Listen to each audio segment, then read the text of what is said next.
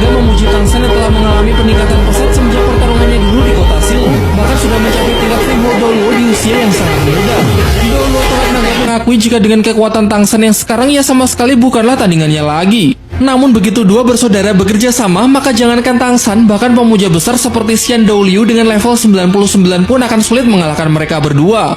Di dalam benaknya, Tangsan sadar bahwa musuhnya ini tidak sedang membual. Kedua Fengho Douluo di hadapannya pasti sudah bertarung bersama selama puluhan tahun. Pengalaman bertarung serta kekompakan mereka dalam menciptakan kombinasi serangan yang mematikan jelas tidak bisa diragukan lagi. Sementara Tangsan sendiri sebelum ini telah berulang kali bertarung melawan Bibidong, sehingga baik kekuatan roh maupun kekuatan pikirannya sudah banyak sekali berkurang. Ia lalu meminta Dai Mubai agar segera memerintahkan seluruh pasukan Kekaisaran Tiando yang ingin memasuki gerbang Jialing untuk bergegas mundur sekarang juga. Dai Mubai pun juga sadar akan hal itu, oleh karenanya ia memerintahkan semuanya agar bergegas mundur sesuai dengan permintaan Tangsan.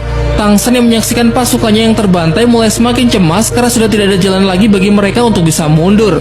Bahkan kemungkinan besar seluruh pasukan yang telah memasuki gerbang Jialing kini sudah gugur total. Jiang Long mengatakan bahwa kekalahan dari pasukan utama Kekaisaran Tiando hanyalah awalnya saja karena Xian Douliu telah memerintahkan ke-6 pemuja untuk mempertahankan gerbang Jialing. Pertarungan Tangsan akan segera dimulai. Jiang Long menegaskan bahwa ia ingin membalas penghinaannya dulu saat berada di kota Silu dengan nyawa Tangsan.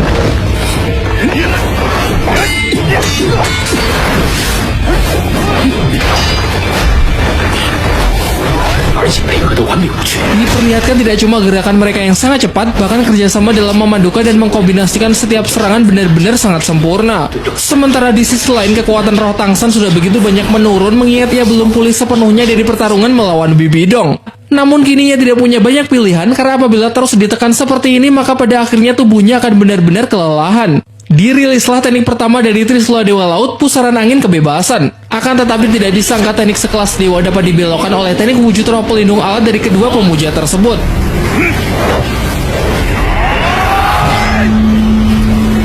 Sebenarnya bukan karena mereka bisa menyaingi kekuatan dewa, melainkan teknik dewa Tangsan lah yang sudah melemah akibat kekuatan roh yang semakin menipis.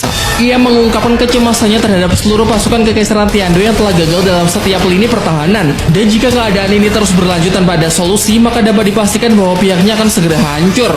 Namun demi untuk mencegah hal itu, kini ia harus memikirkan suatu cara untuk mengatasi dua pemuja di hadapannya agar dapat segera membantu pasukan Kekaisaran Tiando. Dengan motivasi itu, keduanya langsung merilis teknik roh ke-8 untuk segera membunuh Tangsan. Xian Jun merilis teknik roh ke-8 lemparan tongkat naga, sementara di waktu yang bersamaan Jiang Long juga merilis teknik roh ke-8-nya lingkaran naga penghancur iblis.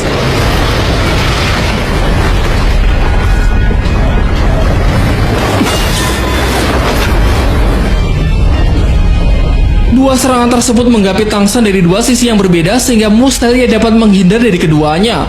Nampaknya menggunakan Trisula Dewa Laut sangatlah menguras kekuatan roh, sehingga untuk mengatasi dua serangan ini Tangsan mengandalkan dua teknik dari tulang roh ratusan ribu tahun miliknya secara bergantian. Teknik tulang roh Erming, Tinju Kematian Kera Raksasa ia gunakan untuk menahan serangan dari Jiang Long. Dilanjutkan dengan teknik tulang roh Daming, Petir Penghancur Dunia, ia gunakan untuk menahan serangan yang dilancarkan oleh Xian Jun.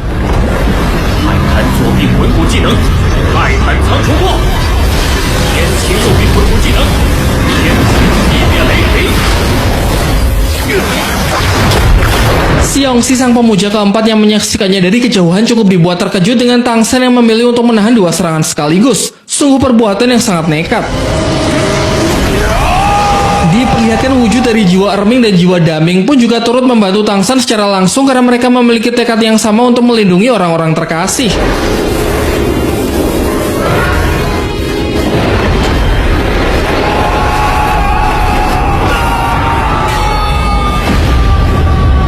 Dengan kegigihannya pada akhirnya Tangsan telah berhasil mematahkan serangan dari dua pemuja tersebut.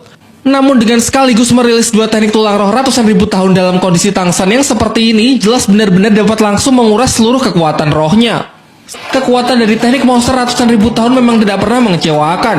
Akan tetapi tidak berhenti sampai di sini. Tangsan kemudian mengeluarkan salah satu senjata rahasianya yang bernama Jarum Badai Bunga Pir dan mengatakan kalau inilah serangan balik yang sebenarnya.